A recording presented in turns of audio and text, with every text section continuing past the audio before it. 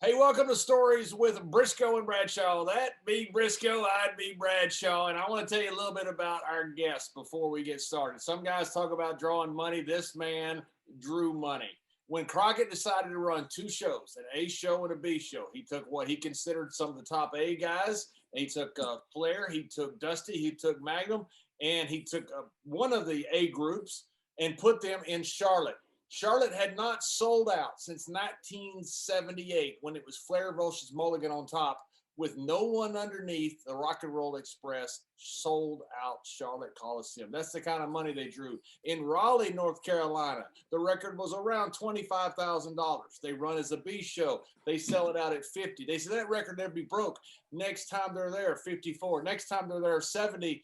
This is, according to what he says, 99% of the Rock and Roll Express. This is Ricky Morton. Oh no, Johnny! Just throw the dirt on me here, bud, please. All right. Cool. Hey, first of all, I want to say thank you guys for having me on your show today.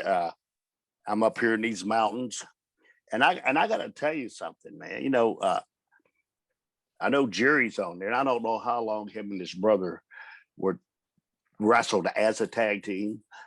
But Robert and I have been together for 38 years together, and we still perform, Johnny.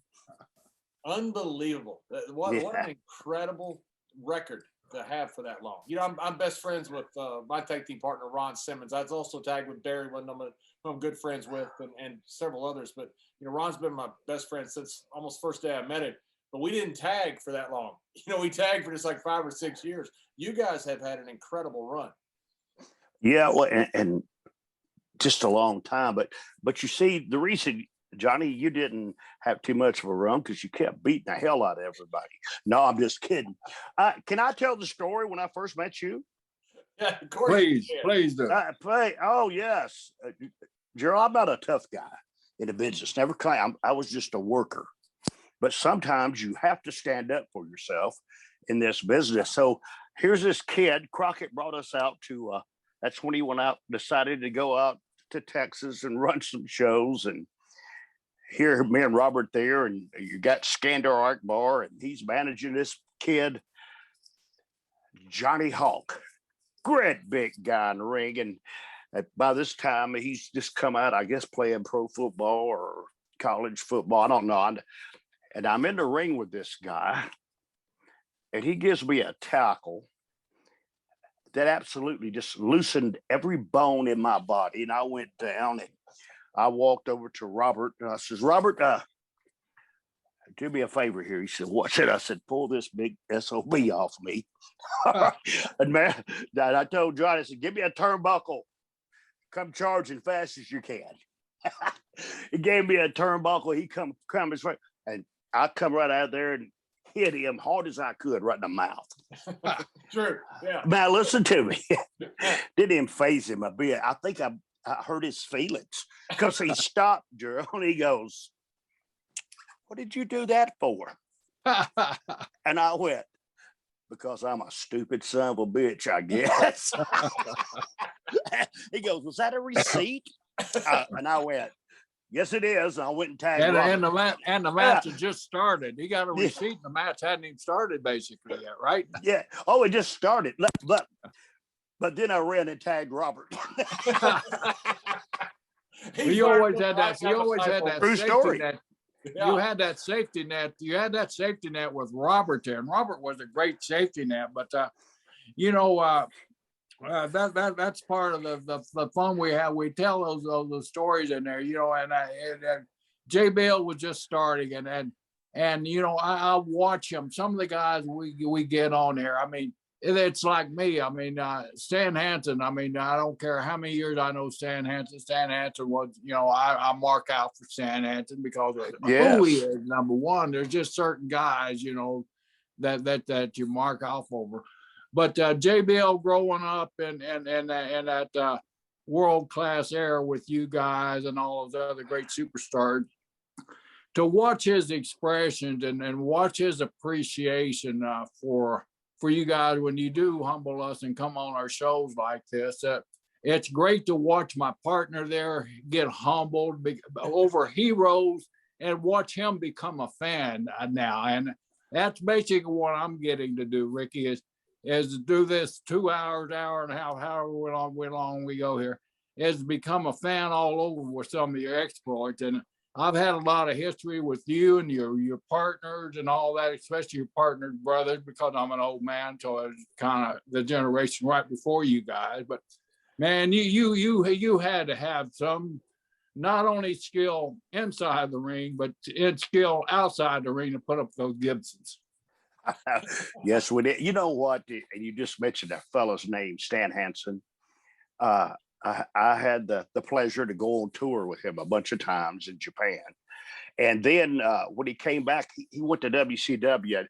And by that time, they was fading us out. And Stan, he had a lot of heat with the guys there. But see, he didn't understand that when I worked with him, I just go out and fist fight him. You know, I'm not going to hurt him. I just fist fight him, and he's going, "Oh God, wow, what a great match!" But they don't know I'm fighting for my damn life. And Stan don't know either. You know, especially when he shuts that one eye and peeks and comes with that clothesline like somebody else I know sitting out there. Jesus, you like one of them rock and sock 'em robots. You know, yeah, it goes way up and back down. But no, man. Being here and you guys talking, I can't even express some of the great times I had in this business with some of the boys. I absolutely, and I still do. I know you was talking about earlier about being, and I like watching the matches because this is the way I always worked, especially when I was selling, is if I can make the guy on the front row, or how about the person I'm working with, that he's really hurting me. Do you understand? And when you when you make that comeback, it's like you're doing it in real life. See, that's the way I try to teach at my school, but and I watch some of the guys, and it's hard, especially when you're on the independent circuit, to find somebody to work with. Holy shit, man! I'm telling you, it's the part about not understanding, but I'm 64 years old. I still love my business. I'm not here to impress anybody. I'm not here to do that. But if I had a guy that knew how to work, I could still go an hour with him. But now you don't. You know, nowadays at the start of the match, they want to shoot you out of a cannon, then you kick out on one. So I don't know. I'm just Ricky, yeah, you follow me along, because you and I mean, we have so much in common. I mean, you know, we like to pride ourselves in work. I mean, you know, but you know, when you're working about our size, you know, so when you're out there and everybody's JBL size, you know, when you're on that other side of the ring, when the guys like me and you, everybody looks like JBL or Andre the Giant. Oh yes. Well, you got to go out there, and not only do you have to convince those people that you personally can put up a legitimate fight against these guys, but you got to convince your opponent that you can put up that fight and not make him come down anything, but elevate him. And that's where the secret of selling it, and the great baby faces of this business realize, and you're right there with them, that brother, it was the selling that got you over. And some of the great heels, I mean, we used to talk Dave Bautista was a killer. They killed him. He's a baby face. A baby face ain't going to draw no money. I don't care how big a killer you are, unless you know how to sell. Once Dave Bautista learned that selling, Dave Bautista became one of the best workers in our business. But that all evolved from that Ricky Morton style of doing business. Well, thank you, Jerry. I appreciate that. And like you were saying a while ago, we talked about working and working together. But see, that's something that you just can't find no more. That when somebody understands the business. I'm around. I'm still around. See, to me, a good worker can work with anybody. And that's a good worker. It's not about doing a damn Canadian destroyer or a triple flip off the top rope. It's just about going out there, entertaining the people, giving them what they want. And it's still so easy to do. But let's stop and think. I had some of the greatest people in the world to learn from. Gosh almighty. You know, at that time, even your first match opening up, they were great workers. You didn't have bad workers because our business was so sacred. Our business was, it was hard to get into. You know that. You down in Florida, you get that shit beat out of you, man. If you Hey, Ricky, one of the things you mentioned, what Jerry mentioned, was about the big guys in the business. Your first big break, of course, being put with Robert. I guess Jerry Lawler did that when you were in the Blanchard territory. Yes. But then you went down to Louisiana to work for Bill Watts, and you were the first guys that worked monsters there, and the first guys that really got over there as that selling babyface tag team. What was that transition like? Did Watts help get that transition for you to the boys? Because that was something new to them as well. Well, oh yeah.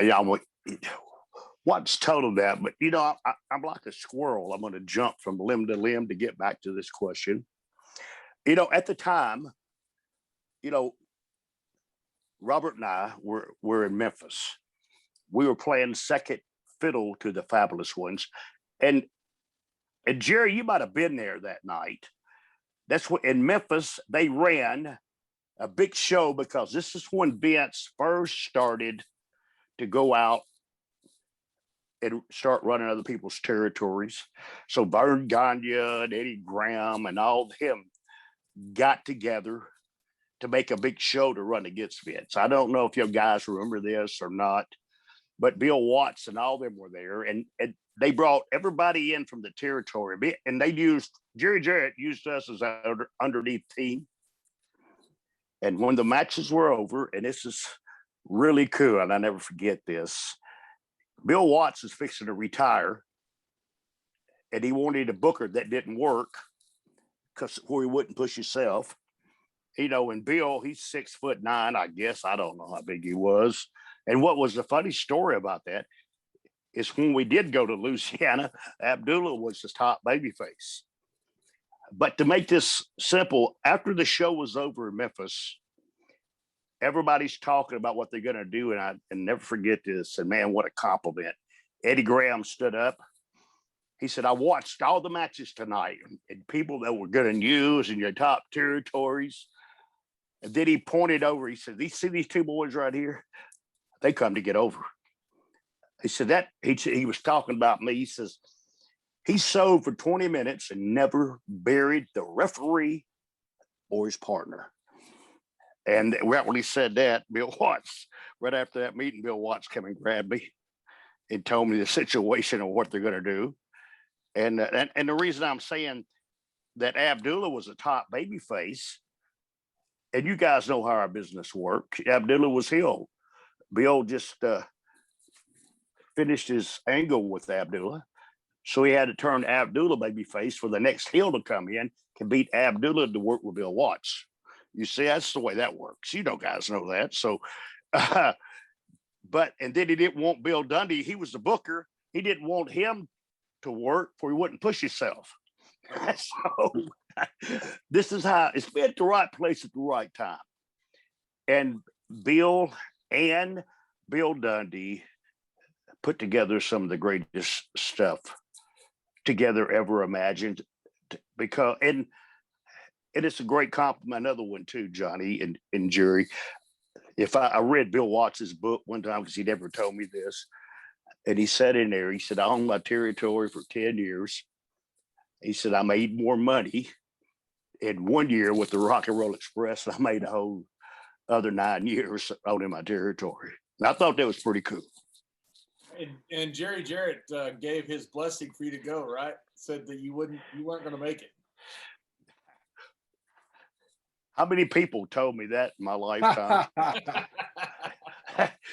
My greatest one now is Ole Anderson. Now we done Jerry's buddy. Yeah, huh? No, My listen buddy. to me. You know, Ole, I don't think this son of a bitch even likes ice cream. You know, he's against everything. And man, we shot an angle with him and Arn.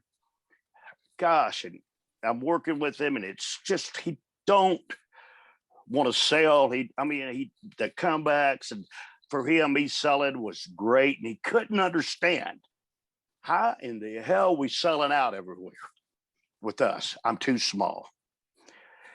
So this night we're going to hit the ring on them. We're in Hampton, Virginia. You know, the bicycle tape just showed there, and I promise you guys it was packed. And my old saying hanging from the rafters. But I hit the ring and Ole runs to the corner, and I've done hit him 700 times, and he's just rocking on the top rope. You hear me? So finally, I just stopped. I looked at him. I walked to the middle of the ring, and I took a big old bump. Bam! And he goes, "What the hell you doing?" I said, "Hell, you won't go down." I thought I would. So, and then he looked at me, and he goes, "I don't know where to whoop your ass or shake your hand." He goes, and then after that, he did it. I mean, he takes slams off the top rope for me. He do everything. But he made a lot of money on that run. I'm not shitting you. It was, but that's how I got over with Ole. Well, that's what it was. That's what it was. As you know, you've been our size. You had to fight. You had to show them that you were going to fight them. I mean, you just couldn't walk out there. I didn't care. You know, you're All-American or you know, a dishwasher.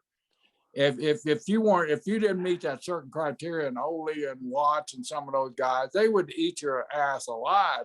So your only choice was not to go out there and give them a fancy wrestling match, was go out there and then just fight them and just no going.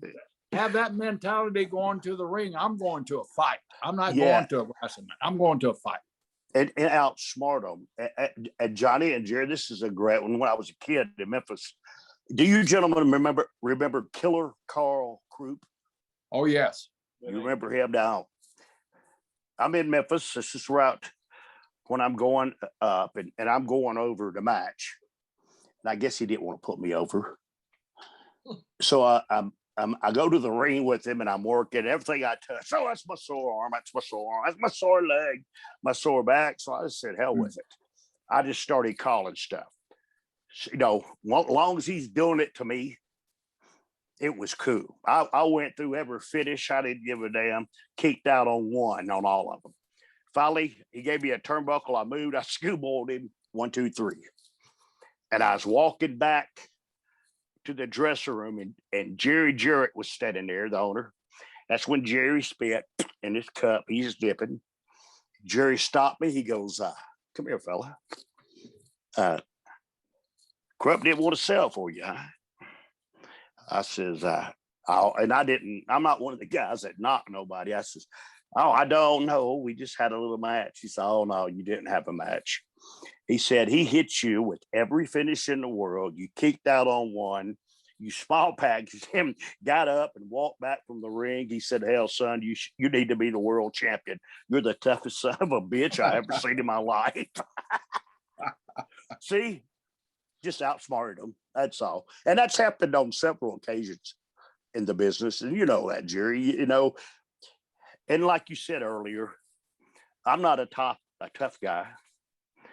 But when it gets to the point that somebody knows you'll fight them, they leave you alone. You know, they just tired of whooping your ass, I guess. I don't know. But it's just the way our business. That's the key to it, though. You just keep putting them on. You know, Eddie Graham, and Eddie has so much influence on your career as he did on mine. But the philosophy I get from Eddie on selling, you know, and stuff like that. I mean, I learned that right off the bat. You know, when guy my size, I mean, you know, everybody works for that pop, that comeback. You know, while you're selling, you can still have that pop. You can feel that pop inside if you're the one down selling, and you can feel those people getting to the right place. A lot of times it is your damn heel guy gets a little nervous with you. He's wanting you to do a little bit more, but it's not that time to do it, because in your mind you have that exact spot ready to go, and all he got to do is pick up your battle and come on, buddy. Yeah, you learned that working with your brother. I mean, and working with Eddie, you know. Well, Eddie Graham's the one that, and see, I left a little bit out earlier because Eddie called me to the side. He said, "Son, I don't really know you this well." He said, "But you could." He said, "Don't ever stop selling. the way that you do. You sell, you don't die. You do your thing. And see, that was my thing. When I go, even I said, dude, I don't do high spots. I sell and I give Robert a hot tag. That's what we do. And that's what made us money. That's what put us where we're at. And it paid off over the years, you know. And like I was saying, Jerry, I'm still very active in the business, even though I'm 64 years old.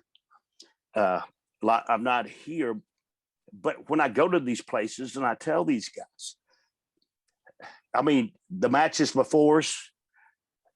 Well, take for instance, a guy asked me the other day, he said, "Would you watch my match?" I said, "Sure." So I watched it. Then I asked him, I said, "Did you watch the match before you?" He says, "No, I didn't." I said, "Well, hell, you had the same match. Y'all did the same shit. Yeah, same high spot, same time, the way you started off." Then I tell him, I says, "Now watch this right here. I'm going to go to the ring and watch my man. I'm going to show you how to get these people hollering for you without doing nothing, without me getting them to do it." It's just telling story. You know, it takes years of experience to do that. You know that, just like I do. It takes years of experience, but it takes the guys that you worked with through this business that taught you that. Oh, I was always willing. I had an open mind to everybody. If you got something to say, I want to hear it. Something for me to learn. And even after 46 years of wrestling, I still learn every day too. Still learn stuff in the ring. We had Steve Kern on with us a few weeks ago, and he's talking about the difference between movement and emotion. And that's the difference. Who's this? Steve Kern, Skinner. Oh, yeah. We had Steve on, and Steve was talking about the difference between today's wrestling, which, you know, I don't want to bash today's product because right now they don't have a crowd. I don't know how you do that. I mean, I've done commentary for some of these virtual shows. I don't know how I would be able to even perform without a crowd. So I give these guys credit. But there's a difference between movement and emotion. And that's where a lot of guys, when they're coming up, they're trying to learn movement and they're not trying to learn emotion. You know, they're trying to learn high spots. They're trying to learn, you know, a karate kata. They want to put their foot here, their step here, move the partner here, do a suplex here. But it's all about emotion. And that's what you brought to the business and why you made so much money. Well, and that's true, Johnny, about emotions.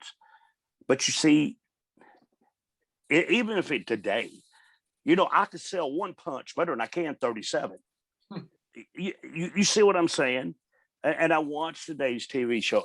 When I'm working, I try to make it real. But if I work with these guys these days, you know, you got to carry me out in a gurney. I mean, you cannot survive. It's not even realistic to get kicked in the head 37 times. Do you understand what I'm saying? So, I mean, watch. I don't know. I don't have the answers to shit. Okay. But I know what people buy, and I know, and we were talking earlier, I have a wrestling school. I run a live YouTube show every Sunday. You know, I have 150,000 people watching every Sunday. And that's pretty good from a wrestling school. But I do it the way we used to do it. It's been several times that I did something at my school and I have to go to my sponsor because I don't have commercials. I have to go to one of my sponsors on there because the damn mark's at the rink. And I just don't know. I mean, they believed in what I did. But it's different, but I don't know. I mean, our business has changed so much. But don't forget this. I changed with it too. There you go. I changed with it too. When you started in the business, your dad was a referee, right? Paul Morton, is that right? Oh yeah, he used to wrestle years ago too. You know, in the 50s and the 60s. And so you grew up in the business. Yes, I grew up in the business. I sure did. Jerry, did you know my dad? Yeah, your dad ref one of my matches up in either Dolphin or Memphis. I can't remember which one, but I remember. Gary's so old he knew your dad's dad. But you know what? And thinking of this, you know, and you're talking, your brother Jerry, and to me, a lot of people told me, said, Ricky Morton, in the 80s, you was the best, but you're the best baby face of you then. But no, there's another baby face that I learned from, was by the name of Kid Lucas. And did you know Kitty? Ken was a great, and what a great worker too. The underrated. Damn right. It's crazy. But I'd never forget this. And this is, see, and this is the part I'm talking about, working, guys. I watched him work your brother for the world title in Pensacola, Florida. I was just a kid at the time, and Kenny's finish was a sleeper. And holy shit, what a match they were having. And see, when the world champion comes in to wrestle, you're that top baby face. He makes that whole building think that Ken Lucas is fixing to beat him. I'm watching this, I'm going, holy shit. And then Kenny's finish was a sleeper. When he got Jerry that sleeper, the whole roof come off the building, and he went down. And right when they both go down, he reaches up and puts his foot on the ropes and leans back, and the referee counts out Ken Lucas's shoulders. Now, he taps Kenny on the top, he lets go. Jack's asleep. He's laying there asleep. Yeah. Ken Lucas is the and then people are going nuts. Greatest finish I ever seen in my life. And that's what people don't understand.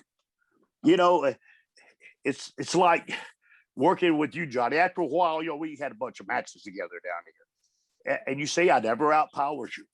I never did none of that. I just outsmarted you. You see? And just that's what it wasn't too hard to do at that time. You know what made me mad is Jerry was back then. Ricky would smoke just a little bit. So before the match, I'm working with Ricky and Robert. So I'm all nervous. I'm getting all ready. I'm getting all warmed up. Ricky's over there just smoking a cigarette. Nothing. Doesn't warm up. Doesn't touch his toes. But I changed a lot, buddy. And I'm blown up, and he's not. Brands. I changed a lot. I don't. You changed brands, right? No, I quit smoking cigarettes 10 years ago. Good for you, Ricky. And don't get me wrong. I'm not ashamed of anything I done. I smoked pot for a while, but then I got pulled over one night smoking a joint, and I rolled my window down. And I asked the police officer, I says, was I speeding? He said, no, fella, you're doing 7 miles an hour down the interstate. So after that, I'm just bullshit. But no, I didn't change my life because I had to. I changed it because I wanted to. Guys, I'm 64 years old. I'm in the gym every morning. I'm not a bodybuilder, but I do a lot of cardio. I do a lot of, I work out, and I enjoy myself by feeling better. I look back at some of my demons I had in my life, and but let me tell you, I had a lot of them. I don't think I went to bed for 5 years. So, but all that's gone. I enjoy what I do. I have, and I'm getting back. Yes, my dad was. Oh, wait a minute, Rick. I'm gonna jump in. Damn, 4 or 5 years ago, I was in L.A. with you. You changed your life maybe in 4 or 5. In L.A., I was in L.A. with you. Hell, we met up with each other. In a matter of hours, we got thrown out of a pot dispensary. We got thrown out of a massage parlor. We got invited to a rock and roll concert. I'm serious. And you changed your life. Where the hell did I miss on that? You changed. I know. Hey, and listen to me. That was about 9 years ago. Time goes by quick because me and you, we went to a damn concert. We're backstage. One of the Kiss players were playing. Remember that? Yeah. And we got there. This is what happened. We did an autograph session. We went and got drunk. We went and got to a pot place. Then we went to a concert. Then we got drunk, and then we got kicked out of that son of a bitch. And then we went somewhere else. And all in a matter of 8 hours. We did that. That was a good time. But what I can remember. I want to ask. I saw an interview you did. I think it was with Hannibal TV, and you were talking about riding with the Sheik and the Freebirds at the same time. Yes. You were talking about Columbus, Georgia. That had to be the craziest car of all time. Oh, buddy, we're going to do TV in Columbus, Georgia. and you go down the interstate, they got a big sign there going, they're stopping people for drugs. And Michael Hayes has got a big old bag of pot, and Jimmy Garvin does too. They're in the front seat, and I'm in the back with the Sheik. And they say, "Oh gosh, Sheik, get rid of this." So Sheik takes it, rolls the window down, but he don't throw it out, puts it in his pocket, right? So we just say it. They was just off an exit. We didn't get off there. And Michael Hayes and Jimmy Garvin is going, "Damn, I wish we wouldn't threw our pot out." So Sheik pulls it out. And they say, "Oh, thank you, Sheik." He's like, "Thank you. This belongs to Sheik now. Y'all threw your shit." Yeah. He said, "Sheik take the problem. Sheik take the heat. If we pulled over, Sheik's pot." And hey, tell me about Cos. I love Cos. Tell me about Terry Taylor punching the Sheik. I saw you say that on some interview. That was hilarious. And then the Sheik showing up waiting for him. Oh my God. That was I love the Sheik. Sheik is awesome. Yeah, I love the Sheik too. He's my friend. They're drinking. We're all in a bar in Atlanta. I think we're over that damn Vermont Inn that we used to stay at there years ago, over by the airport, because we're the Omni next day. They wouldn't let us anywhere else. Oh, I know it. So they get into it about something, and boy, Terry Taylor hits that Sheik, bam, it knocks him down. But Terry takes off. He's smart. You hear me? He's smart. He takes off. So now I go into Omni, and I get there early because I forgot. No, I had a meeting with Dusty. I'm in the angle with Flair, and we're talking over some stuff. So I get there early, and damn Sheik's back there, and he's dressed in his shooting shit. you know how the Sheik is. He's dressed in his shooting shit. He's working out. And I can hear him, and I'm going, I said, "Cos, what's wrong with you? Terry Taylor here yet?" And I was there. I says, "Oh man, he can't." No, Cos, man, that boy, he's going on and on. And I had to smarten up, Dusty, because we're the boys. You hear me? And I just didn't want nothing like that to happen. So, they all got it and took care of it. But what's funny is now Sheik's got to work. So he changes back. If Sheik's winning, he wears his shooting shit. But if he's not winning, he changes to something else. Did you ever notice that about it? It's jabroni stuff. Yeah. Yeah, jabroni. Jabroni. This is my jabroni outfit. But I absolutely loved him. I've seen a lot of stuff like that, man. And oh my goodness.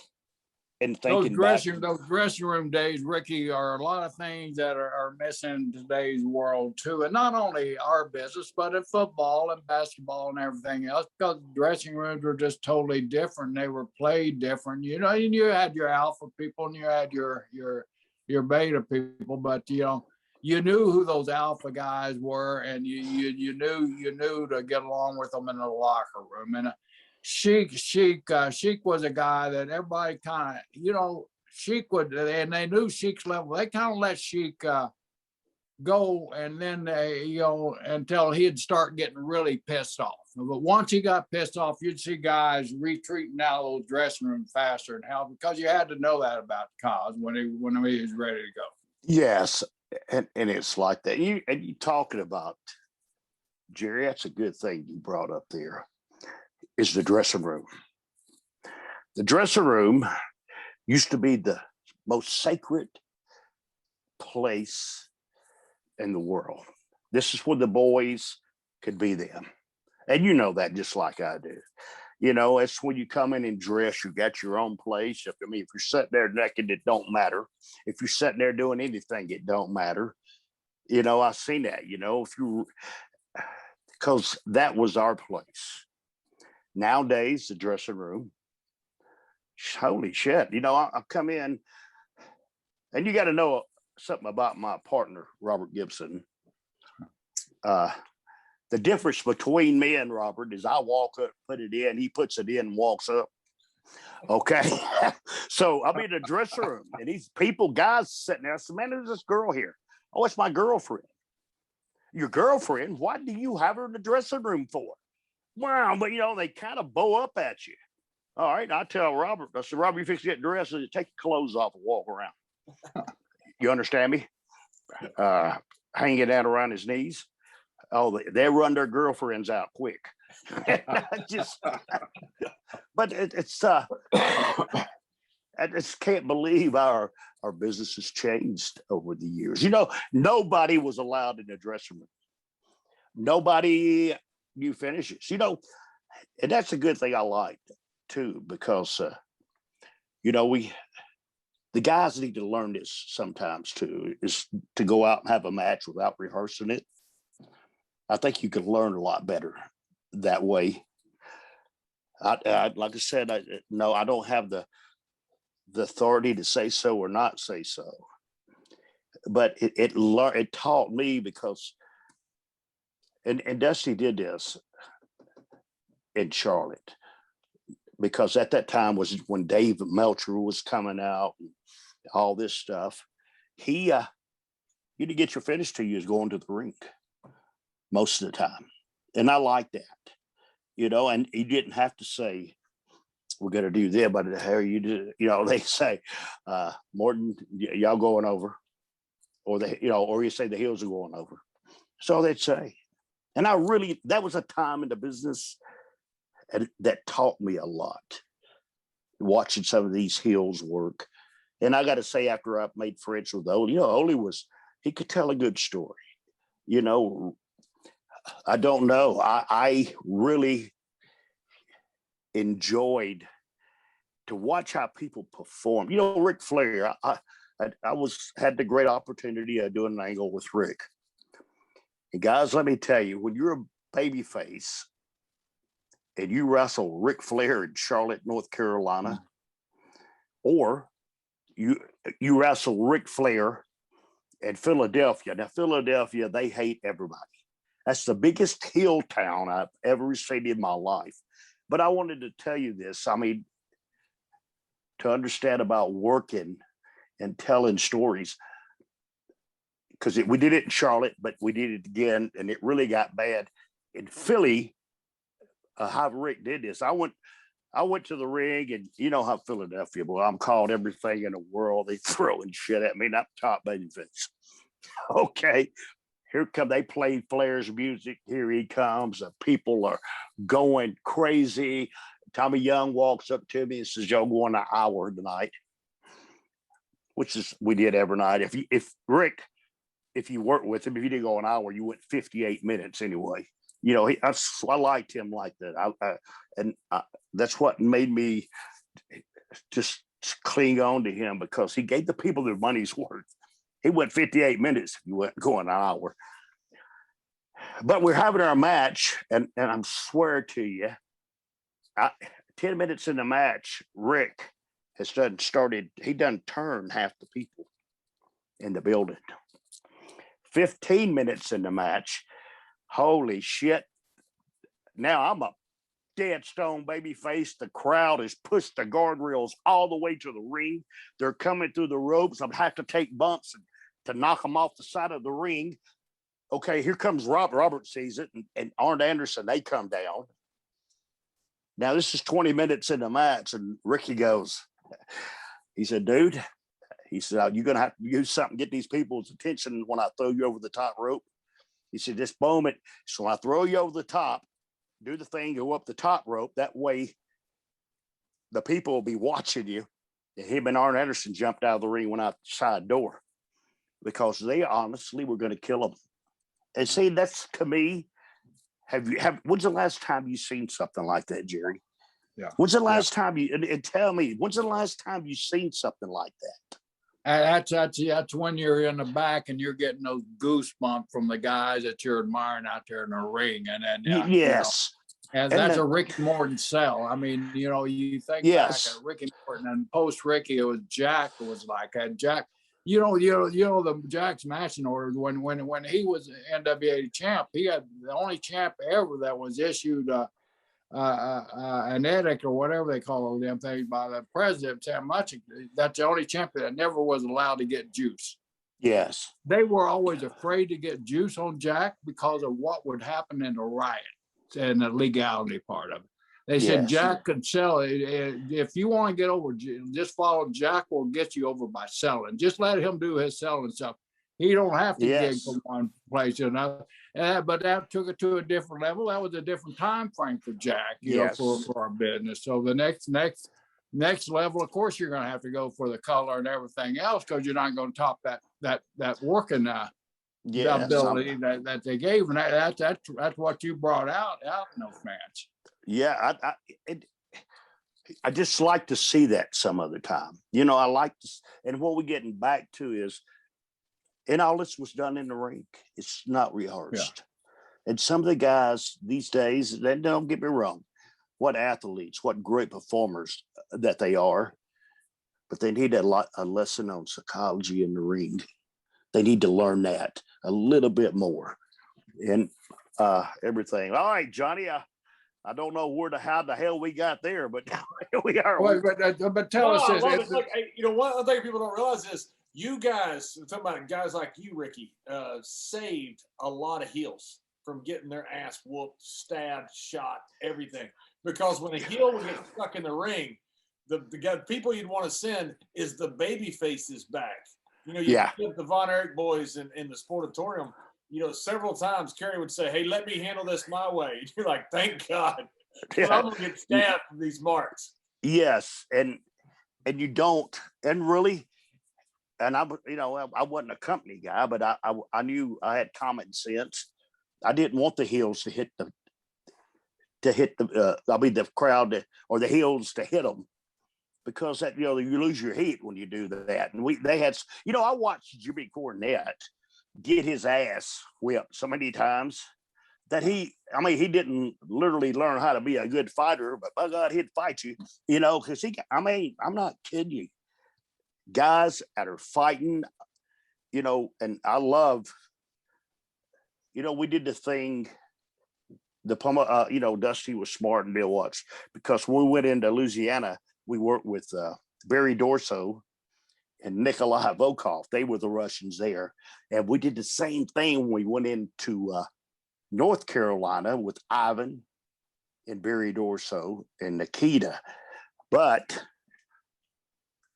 the All-American thing against the Russians, and it's during the time, holy shit. The fighting, the riots, and me, I sell. I take a bump and have that one eye open. God, I see some great fights, great battles, and some of the craziest stuff in the world. Jimmy Cornette, he had that tennis racket, and he had one that was loaded. He'd bring two out most of the time. One of them was loaded, and one of them wasn't, because he uses one with the heat. And we're selling out on the floor. Jimmy had laid the loaded one on the side of the ring. Dennis grabs it, hits me across the back with that son of a bitch. Knocked every breath in me, and Cornette screaming, going, "That's the loaded racket. That's the loaded racket for the marks." But it's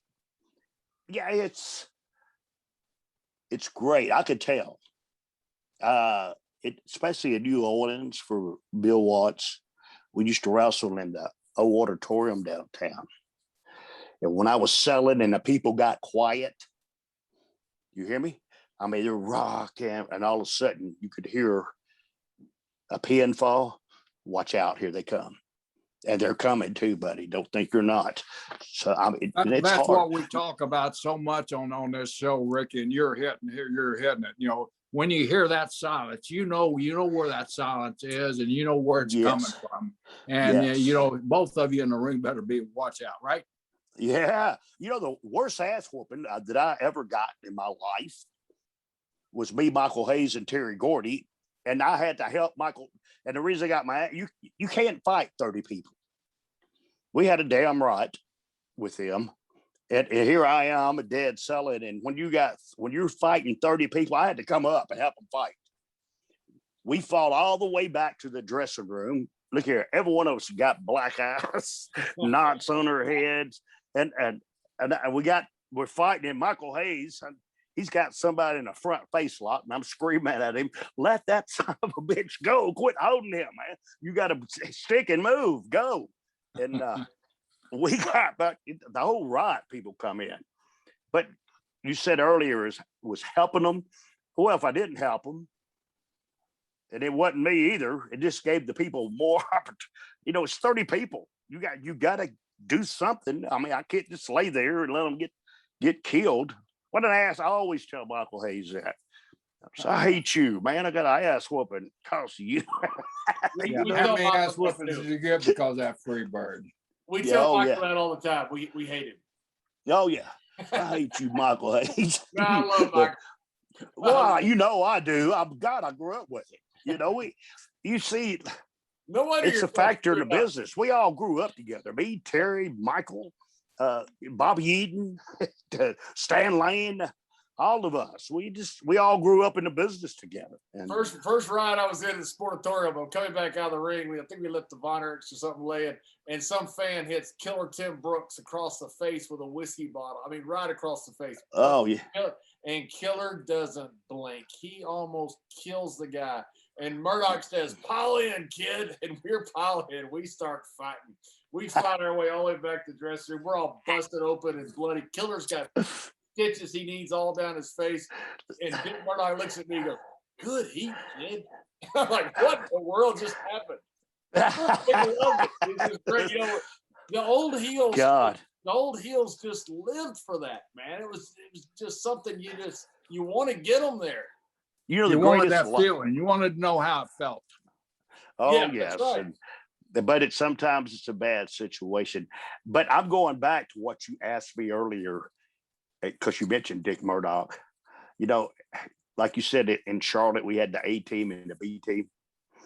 Well, Dick Murdoch, they put Dick on the B team, our team. So this is the greatest line I ever heard in my life. We're in the dressing room. We're at a big show, and him and Dusty asked him, says, all right, Dickie, you ready to come back to the A team? He goes, well, hell no, the B team makes more money. And I lost my mind when he said that. Dickie was, what a worker, man.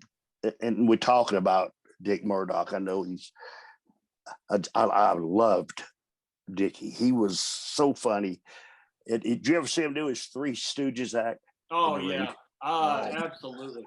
And then you're right in the middle of a selling, and he'll make you, keep the baby face from dying, and he'll start going to that Three Stooges shit, and it's all I can do to keep from dying.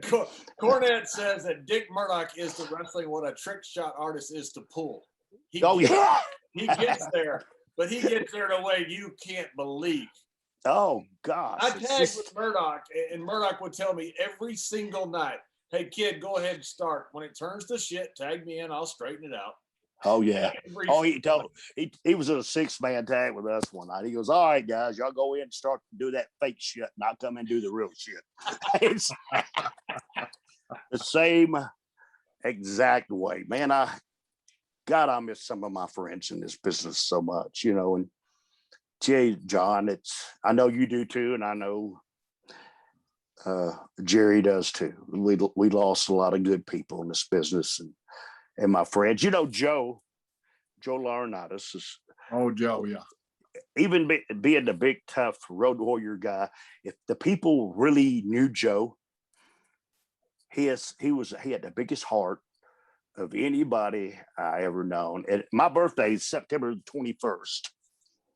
Joe called me on my birthday, and I'm not going here to be a sad thing, but he called me on my birthday to wish me a happy birthday. And on the 22nd, it's his anniversary, and I'm messing with it. I'm telling him, he wished me happy birthday, and I'm telling him, well, it might be your anniversary, but you ain't getting none. We're going back and forth because he's my friend. I love him. And when he hung the phone up, he told me, Ricky Morton, don't you tell nobody, but I love you. And then he says, and I promise you, I'm going to get me some tomorrow night, and I'll see you this Saturday in Jackson, Tennessee, because that's what they was having that big show. And Joe died in his wife's arms.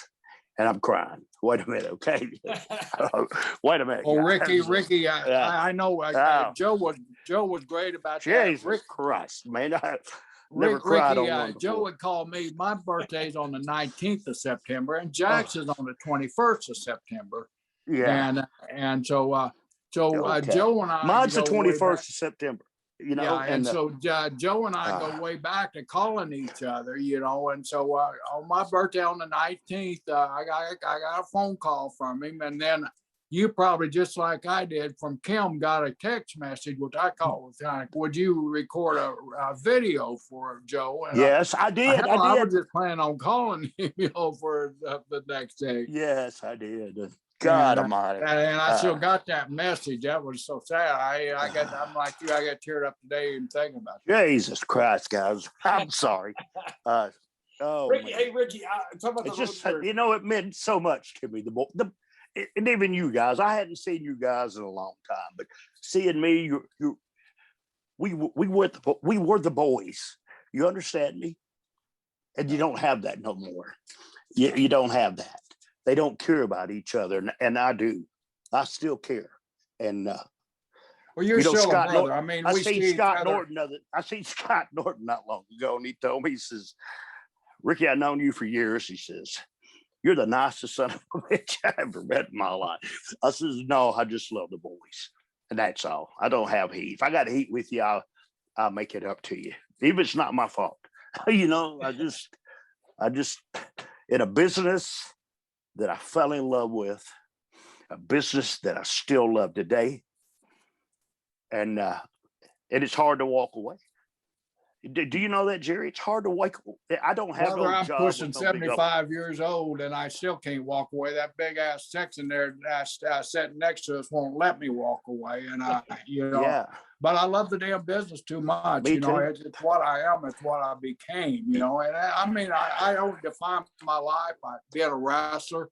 I define Yes. it by being Ricky Morton's friend, by being John Layfield's friend, by even being able to get along with that damn Ole Anderson. You know. Oh, I mean, yes, and I did. After a while, I got along with him, but yeah, I never had a job with the big company after WCW. You know, I never had that, but that's why I still wrestled. I just love the business, and I love doing it. And to tell you the truth, Chad, I know the COVID virus hit, it shut down, and you was talking earlier about performing in front of no crowd.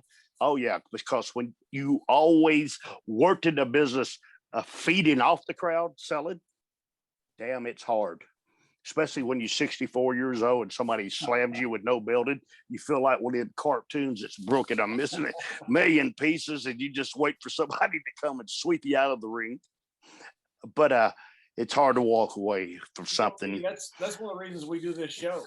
Jerry and I just Really? Thank you. this is how we do it. We got together. We said, you know, this is like riding in the car together with guys after matches. This is fun to us. I don't know what this is. I don't know if it's a podcast. I have no idea. I don't care. It's fun. This guy told me the other day, you know, he told me, he says, you know, because you heard that old saying, if you love what you do, you never work a day in your life. Well, that's a bunch of bullshit. but I love my business, so okay. Ricky, when you were back, say around '86, and Robert got hurt for a while, and you had that great run with the Nature Boy, Ric Flair, and they're talking about maybe you being the next guy. You know, okay. Did you ever really consider leaving Rock and Roll Express and going on that singles run that so many people were talking about at the time? Okay, now I'm going to tell you the story because what you're saying, it didn't work that way. Okay. Now, when I did the angle with Flair, they were grooming Magnum TA to be the world heavyweight champion. They were. Magnum had a car wreck, paralyzed. Well, at that time, they didn't have nobody to work with. You know, they was grooming Magnum and all this stuff. And boy, me and Robert were hotter than the $2 pistol. You see what I'm saying? And it's like me, you know, and I say this, you know, because Dusty, he liked me. He'd call me down to the office because he told me, as being a booker, it's hard sometimes because a lot of guys think the booker pushes himself. But what I got in my mind, I don't have nobody that can do that. He said, Ricky Morton, you could do that. He says, what I want you produce is what I want. And he said, I want you to have this run with Flair to go on. But then, boy, we did this angle with Flair. And holy shit, dude. I mean, I remember the first time we were going to Charlotte, 5 minutes, the building was sold out. And they moved it out on the football field, that stadium over by the old building. God, man, it's 30,000 people. Auditorium. Yes. We had the big stadium. We did 30,000 people off that angle. And yes, they did talk to me about it. But I started this with Robert Gibson. And I was going to end it with him because if I would have turned, away from him, he wouldn't have a job because they were going to get rid of him. The reason they're going to get rid of him because he had to let people beat him that I'm going to beat, while I'm doing this. And then to go through another part of this right here, when Robert got hurt, Johnny, that's when they turned me heel. And the reason they turned me heel, and I've never even told nobody this before, but the reason they turned me heel is because they wanted to team me and Brad Armstrong up to be the new Rock and Roll Express. And I love Brad. I even named my son after Brad. I got a son named Brad. I loved him, but I couldn't do that. And after 38 years, me and Robert's been together ever since. I've been with him longer than my wife, and damn, I hate her too. But no, I'm just kidding. But no, it's just hey, you don't have to worry. Nobody watches this, so you don't have to worry. No, it's not like that. Johnny, my wife, Andrew. You met her several times, but she's cool. So, Ricky, after all these years, you put together all this impressive portfolio and everything. You're still giving back to the business. Explain to us a little bit about how your operation works and where exactly the hell are you?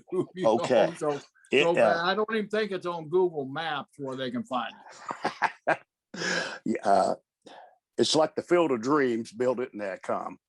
And it did. I never made big money in this business, but except 86, I did, but damn, after all these years. But I wanted to wrestle school, and I found a little building in Chuckey, Tennessee. Now, you guys got to understand, there ain't but 2 buildings in Chuckey, Tennessee, and both of them are empty, hadn't been, and I found this old building, and I talked to the guy about renting it. I said, man, I want to rent this corner right here of this building. And he said, ain't nobody been here. And he shot me this price. I said, you got to be shitting me. I said, what I do is I'll pay you this a month and I'll clean this damn place up. So I homemade a ring, a 14 by 14. You guys know Chase Owens? Yeah. He's one of the Bullet Club in Japan. Chase is one of my first students. I did that, and as time went on, it progressed. I tore walls down. I could afford me a big ring. I bought one. Got bigger, tore this down, this wall down. Now I have 3 great big rings, one on the trailer, 2. I built this into, because in my mind, it was going to be just a training school. But I'm watching all this talent come in, and to be a real wrestling school, you have to teach more than just wrestling. At my school, I teach you production. I have one of the best commentators. He's just a natural. His name's Matt, and he's there, but he teaches that. I have different people coming out talking. I wasn't the greatest guy on interviews. But the way I did an interview, I always talk from my heart. Like if I was wrestling the heel, I never told you I was going to beat the heel. Never told you I was going to beat your ass. I never told you this. I always the underdog. And if you go back and watch the things that I did with Flair it's like he'd always push me back into the corner. And you ever seen a wild animal in the corner? Yeah, he'd come out there biting your ass. So that's the way I tried to do this. But my school, it's in Chuckey, Tennessee. And if anybody's familiar with East Tennessee, you have the Tri-Cities, Kingsport, Bristol, and Johnson City. But about 20 miles south of Johnson City is a little town by Greenville called Chuckey, Tennessee. On Sundays, because I run a live YouTube show, sometimes I have 60 to 70 people show up to be on TV. What's the name Since of the channel? Huh? The name of the YouTube channel? School of Morton. School of Morton. School of Morton YouTube. I come on live at 5:05 every Sunday. And if you guys please, I mean, I'm not trying, but I like for you to watch it. Just to tell me, because I do old school. I get the heat on the heels, always. Before the pandemic, we ran town, but just right now, off of the YouTube show, I have booked at least 30 shows. So people contacted me for all these fairs up through here. You know, they're bought shows. I even did a show, and we even got one coming up in Panama City. Bought show. It's all bought. And it's really cool. And it gives these guys, because some of them has got about as much business bid in the ring as me flying a space shuttle. But they still have that dream. And a lot of kids, and I'm going to tell you one, this is what really got me is I had a kid come to me that had cerebral palsy. And he wanted to join the school. And his mama is behind him while I'm talking to him. And she's going, no. And I'm watching him, but I'm watching her. And I told him, I said, you want to join my school, buddy? He said, yeah. I said, okay, you come. Now, it's not a part about maybe he was bullied in school. He was about in 8th grade when he came. He was bullied in school. He didn't want to go to school. He's big and fat. But this is what we did. And it wasn't me. It's because of what he had inside of him. This kid often watching me, and I always told him, never be afraid to be afraid. Just go do it. And out of that, he became the valedictorian of his high school. Okay. He got into acting at his school. He got a 4-year scholarship to ETSU in acting. Now, the best part about it is he lost like 50 pounds. He became a good-looking kid. And he got his first taste of a little nookie. And his whole damn life changed. And I'm just telling you the truth. He's a good-looking guy. And he's very successful in a lot of things that he's done. But see, that's just one story. Sometimes it's not about wrestling. Sometimes it's not about that. But I have a lot of people, guys. If you get a chance, just watch it.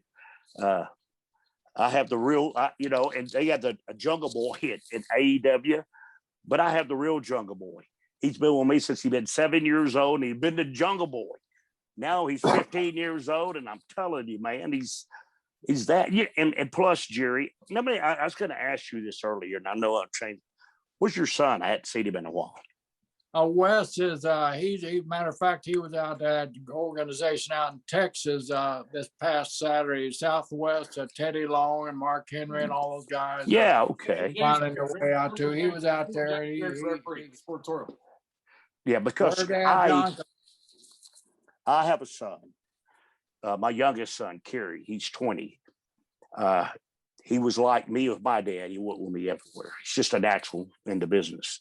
But I have a lot of people calling me, companies calling me, but he got a 4-year scholarship to college, and he works on the weekends. God, I mean, he's in Texas. He flies to Texas. Well, I know he's going to Jersey with me this weekend, and this and that. But to me, I'm trying to tell him this: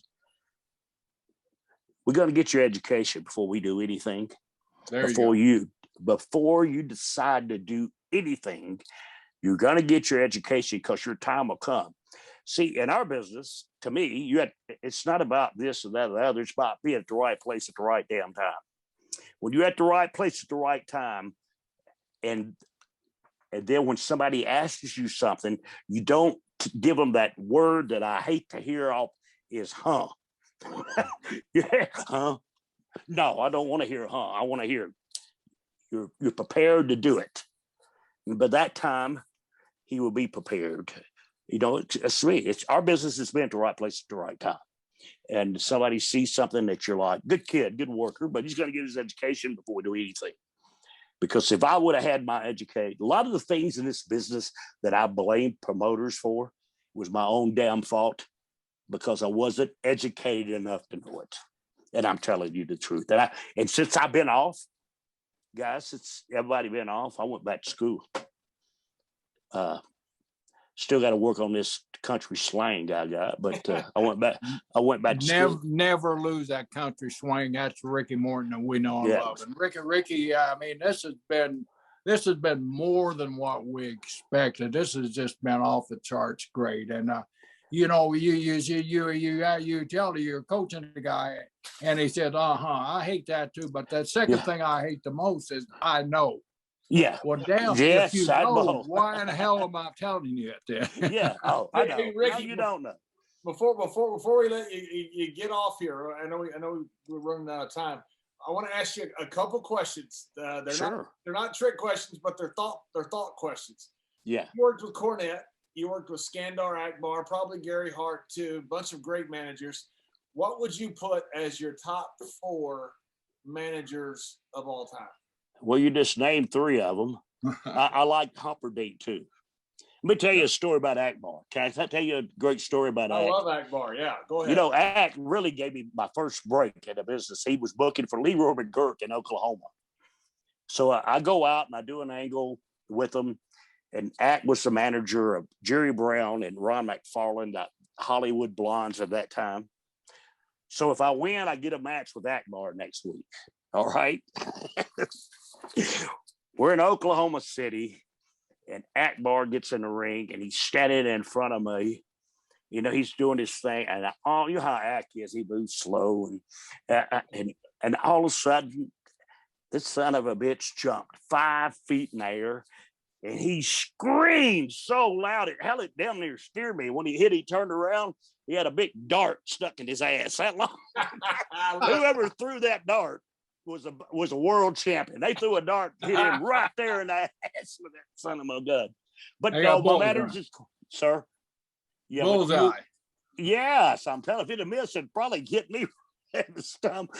But I loved, you had a lot of great managers in this business. Yeah. I had the occasion. Saul Weingroff. You remember him? Yeah, I remember Saul. Yeah, Saul was a great one. And Humperdinck, guys, all these guys were, I liked them all. And it's just like, I've been asked who's some of the greatest you've been in the ring with. At my time, all of them were great. They just had different styles. And what made me, and I think, and it's like I said earlier, I would watch everybody work, and I know what they do, because as me being a babyface, when I wrestled Bobby Eaton, it had to be a whole different match when I wrestled Abdullah the Butcher. You see? And that's what the kids don't get these days. I can't really pick the best managers, Johnny, because they all were great. Well, could you pick this? How about, not counting the Rock and Roll Express, the top, say, 3 to 5 tag teams of all time? Well, you have to go with the flow. The Hardy Boys, phenomenal. The Young Bucks. I don't know if you met them guys. They're a hot spot team, but for this day and age, they're perfect to be in it. I got FTR. I like those guys. They copied the style of the Andersons, and it's cool to watch them because they can put a match together pretty good. After that, what about the rest of them suck. All times? They take in the 70s with the Funks and that team named the Briscoes. The Road you talking about all times? All time, yeah. Oh, all times. Well, all the first three I said all suck. No, no, man. You had your Briscoes, but there was always, Jerry and Jack were in different territories for me all the time. But to see them, Ivan Koloff was a machine. Him and Barry Dorso, they clicked just like a fine-tuned watch. If you ever had to work with them, and the business was changing, and when Dusty come in, could you imagine how many hour Broadways we did with these guys? And to watch and how Ivan never got the credit that he deserved. God, I think him and Barry Dorso were phenomenal. You got Jerry and Jack that started as Terry and Dory. And even though they were crazier than a horse with no neck, the Von Erich brothers, that, for being in Dallas is the craziest. I've never, since we're talking about, I want to tell this right here. When Robert and I were the world champions, we went to Dallas to work with their tag team champions, and Flair was on the card working with Kerry. They were going to our Broadway, and Flair's in the ring, and they done played Kerry's music 47 times. And I went out back, and he's in his car tapped out. The car's running with the air conditioning on, and it's just running. I'm beating on the window. Finally, Johnny Mantel wasn't the booker. He knocks the window out, pulls Kerry out. Boy, Kerry, he don't have a clue. Now, they get his ass to the ring somehow. He goes to lock up with Flair, and he falls straight on his face. And that's the first time I ever seen Flair just really hot about something. And they do something that finally Flair just grabs him, throws him over the top rope. And this is how much pull Fritz had. Next day in the paper, the modern day warrior with a temperature of 106. 106, you're dead. You hear me? A temperature of 106 with the flu.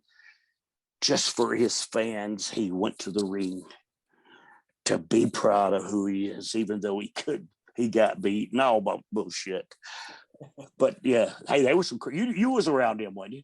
Yes, I was. Yeah, I knew. Holy shit! Yeah. Hey, holy shit! But you know what though, man? God, were they good-looking kids? I mean, Kerry, man, he looked like a statue. And loaded with charisma. Just loaded with charisma. As a rock. Michael Hayes and Terry Gordy, badass, man. They were a great tag team. Only thing about Michael is he had no concept that you're beside him. You're talking to him, he'll swing around and slap the shit out of you in the ring, being his partner. But the Freebird, a lot of good guys, man. Me and myself and Ken Lucas were a great tag team for years in the younger days. But other than that, Johnny, I know you asked me a question. If I didn't answer it, I don't know how to, because I love everybody. No. I was watching last night. I was watching one of your matches with the Road Warriors, and man, they must have really liked you guys, because the match was real.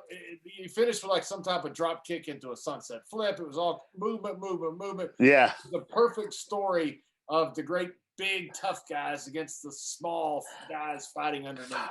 Hey, you damn right. But I love this story, and I got to tell it. We were the top babyface team at Louisiana for Bill Watts. And we got the big show coming. I was working with the Road Warriors. Now, the Road Warriors had that reputation. Bub, I don't know. I'm back there in the back, and I'm telling Robert, damn, dude, this is our territory. These guys are coming in just for a show. They're working with us and back and forth. And here I am. And you don't share dressing rooms. You don't. First time I ever met Joe and Mike is when I stepped in the ring. What y'all doing? And that voice, holy fuck. So, man, we're going around, and it was Terry Gordy and Michael Hay was a 4-man team, matter of fact. and I guess Gordy just come back from Japan, and Joe and them was over there, and they started the match off. They were hitting each other. Sparks were flying off their backs and shit. They hitting so hard. And all of a sudden, Terry Gordy come and tagged me. I went, holy shit. But I tagged him, and I went to lock up with Joe, and he stopped me. He goes, duck the clothesline, hit me with a drop kick, and hit Mike with one when he comes in. Right? I done seen him do all this bullshit, and I'm coming in, I'm ready, blah, blah, and he shut him off. I hit Joe with the drop kick. He went out over the top rope, and I hit Mike, and he went over the top rope out on the floor. The people were screaming so loud, and I'm standing there with my finger in my ass. Look, you dumb son of a bitch. These guys can work if they want to. You know what I'm saying? I guess Bill Watts gave him a hell of a payoff. I don't know. He sat on down to talk to him. But I enjoyed working with them. None of the boys ever hurt me. I had the privilege to working with Randy Savage in Memphis when he came there. You know, we were the first ones to ever break a table, and it was an accident. And the way it got over is Randy just did it. He piled around me on the table, and it broke, and I wouldn't get up. Randy was telling me, come on, man, we got. I says, no, I'm selling this shit because it's the first time a table had been broke. And it turned into a big angle. We made our own angle. Me and Robert did with Randy Savage and Lenny Poffo. And back then we did good business with it just because I sold it. And for everybody that's out there and you don't think selling gets over, I just watched the documentary on AEW with Hogan and Andre. What a hell of a show. Wow. What got, you know, and what, you know, Terry might not have been the high flying, but that son of a bitch could sell. He could sell, and that's what he did. I like that. Even don't matter who you are in this business. I mean, you got to learn just a little bit more than doing a Canadian destroyer. Okay. Yeah.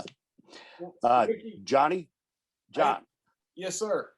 I don't know where you're going, but I just want to tell you, to you and Jerry both, enjoyed my time with you.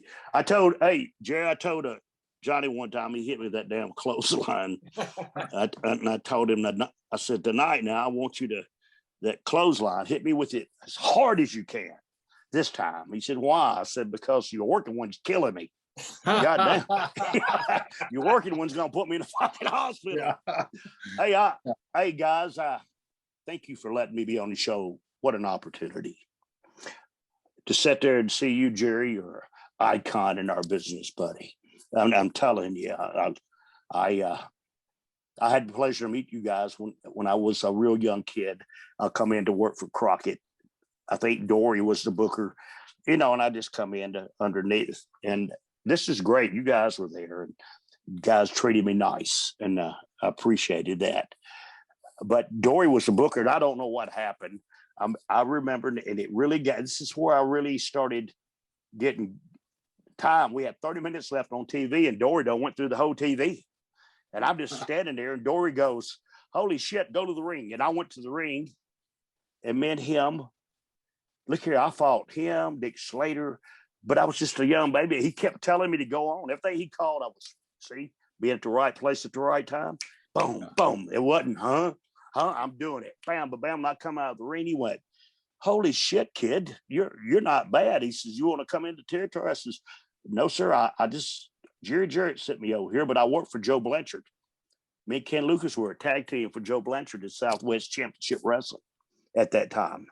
And, but Dory never forgot that. You know, hell, I had scissor and all kinds of shit on Crockett's TV. I guess when they did that little TV station over there, but all guys were there because I never forget that. I mean, it was great because in life, you treat people the way they treat you, and you and your brother was absolutely, I mean, you was there. You know, I think, you know, I told you one time, you asked me how long I've been working, and, you know, and greener now shit, but you'll come along.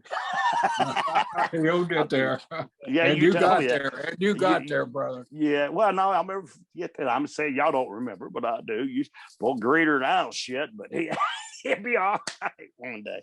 All right. Ricky, Thank you, gentlemen. so much. It's a terrific pleasure. It's an honor. For the first day I met you, you're one of the good guys, man. And when I told Hey, you, I would say a couple of things on here, but I love you too much. I love you too one much. of these days, I'm gonna call you and ask you to say them when he's not on the air. Oh, I got you.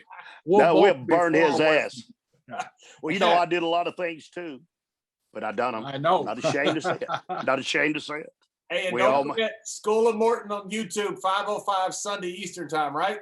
Yeah, please watch it. Just watch it and see what you think. You know, I fly in. I get in at 12:30. I jump straight in my car, go to my school, and we'll have the show because I want to shoot an angle this weekend. You guys might like it. I hadn't been on. It's the first time I've been on my TV show. All right. Really? I'm just all right. Here's the a plug. Here's a plug for us right here, JBL. All right. That's right. That's just it. The first time I shot an angle with me on my TV show, and I'm doing it from not because I want to. I can tell you that.